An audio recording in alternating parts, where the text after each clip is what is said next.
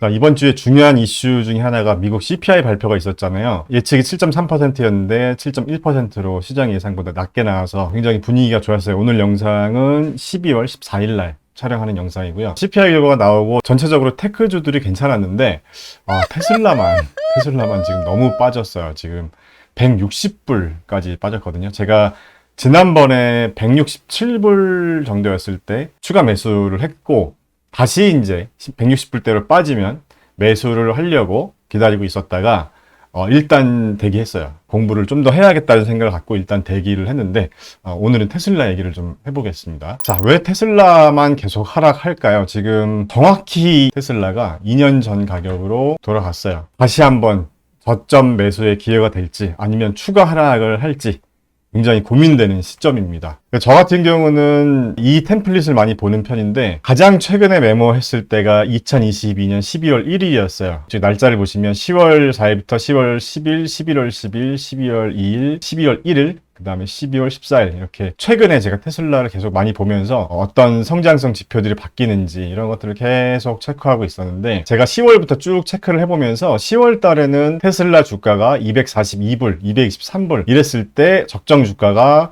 179불, 180불 이랬었거든요. 그러면서 주가가 계속 하락했었잖아요. 적정 주가가 한 177불까지로 하락했다가 이제 최근에 160.95불이었을 때도 테슬라의 적정 주가는 174불 정도가 나왔거든요. 그러니까 테슬라의 이 순이익 성장성, 이 섹터 PEG 레시오가 가장 최근 데이터를 보니까 1.13이더라고요. 그러니까 테슬라의 성장성은 여전히 산업 평균보다도 훨씬 좋다고 우리가 또 볼 수가 있는 건데 왜 이렇게 주가가 빠질까? 그래서 제가 두 가지 자료를 가져왔어요. 그러니까 테슬라에 대한 긍정론과 부정론 두 가지 자료를 갖고 왔는데, 자료를 같이 한번 보면서 여러분들도 공감하시는지 동의하시는지 그런 의견을 좀 댓글로 남겨주셨으면 좋겠어요. 자, 그래서 제가 10월부터 12월까지 테슬라의 성장성 지표들을 봤을 때는 3년 평균 성장성 지표가 뭐 크게 문제는 없는 상태이고요. 아직까지는 이 포워드 기준 P/E 레시오는 56까지 갔었던 이 테슬라의 P/E 레시오가 지금 29.41까지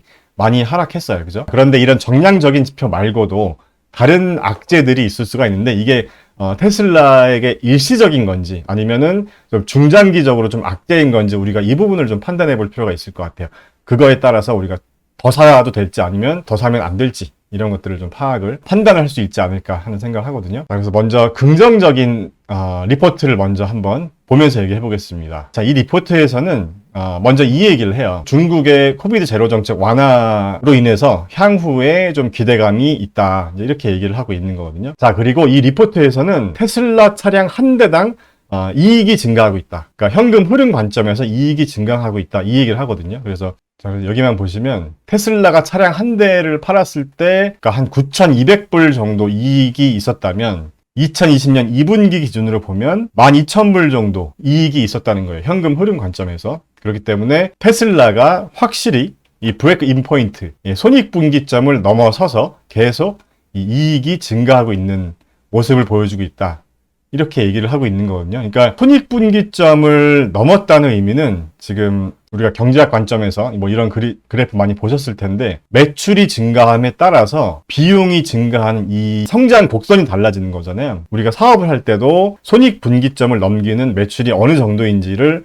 파악하는 게 굉장히 중요하거든요. 근데 테슬라는 손익분기점에 해당하는 매출을 넘겼고 앞으로 더 이익이 극대화될 것이다, 이제 이렇게 주장을 하고 있는 거고요. 자, 이 자료를 보면요, 초록색 같은 경우는 이제 고정비를 의미하고 오렌지색은 변동비를 의미하는데, 우리가 고정비와 변동비의 차이가 뭐냐면, 쉽게 예를 들어보면요, 우리가 치킨집을 한다고 했을 때 매출이 아무리 늘어도 변하지 않는 비용들이 있어요. 예를 들면은 임대료라던가, 임대료 같은 경우는 어쨌든 그 가게를 임차를 한 거니까 매출이 뭐 100만 원이 나오든 1000만 원이 나오든 임대료는 동일하잖아요. 자, 그래서 매출과 상관없이 그냥 꾸준히 나가야 되는 그런 비용들이 있고, 그 다음에 매출이 오르면 오를수록 증가되는 비용들이 있어요. 그러니까 쉽게 말해서 우리가 온라인 쇼핑몰을 한다고 했을 때 매출이 느는 만큼 뭐 광고비를 올릴 수도 있고 또는 매출이 느는 만큼 뭐 카드 수수료가 늘 수도 있고요. 그 다음에 매출이 늘면 직원들을 더 뽑아야 돼서 뭐 직원들 인건비가 늘 수도 있고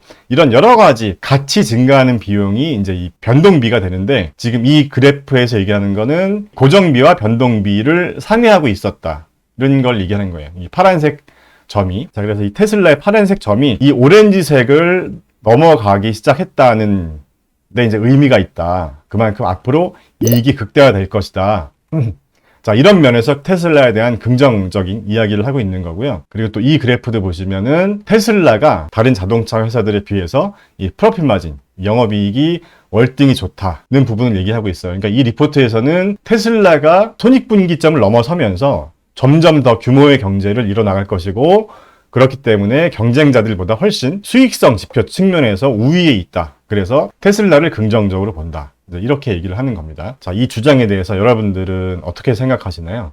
한번 댓글 좀 남겨주시면 좋겠고요. 자, 이번에는 부정적인 의견도 한번 보겠습니다. 부정적인 의견은 뭐 최근에 나왔던 얘기들이에요. 뭐 특별하게 우리가 몰랐던 그런 소식들은 없고요. 다 알았던 얘기들입니다. 제가 그냥 간단하게 세 줄로 요약해서 말씀드릴게요. 테슬라 브랜드가 트위터 때문에 손상이 되고 있다.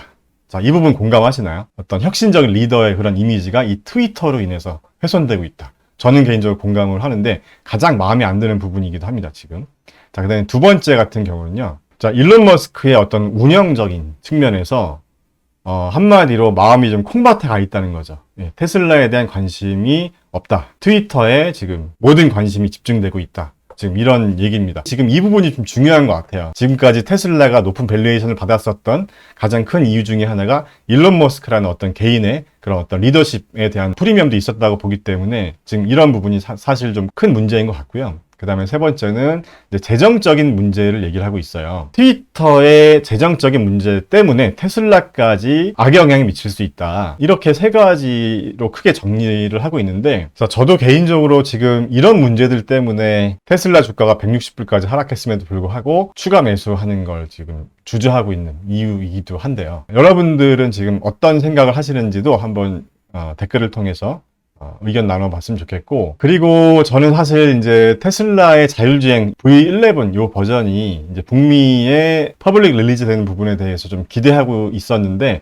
자, 이 부분도 이게 지금 배포가 됐는지 모르겠어요. 아직까지 안 되지 않았나요? 지금 계획만 있고 12월 중으로 배포된다고 들었는데, 뭐 테슬라에 투자하시는 분들 대부분이 테슬라가 전기차 기업이라는 그 생각만으로 투자한 건 아닐 테니까 이 자율주행에 대한 부분이 좀 하루빨리 한국을 포함해서 북미 외에 다른 지역에도 좀 버전업이 됐으면 좋겠습니다. 저도 FSD까지 결제를 했는데 아직까지 업데이트가 안 되고 있어서 굉장히 좀 아쉽긴 한데요.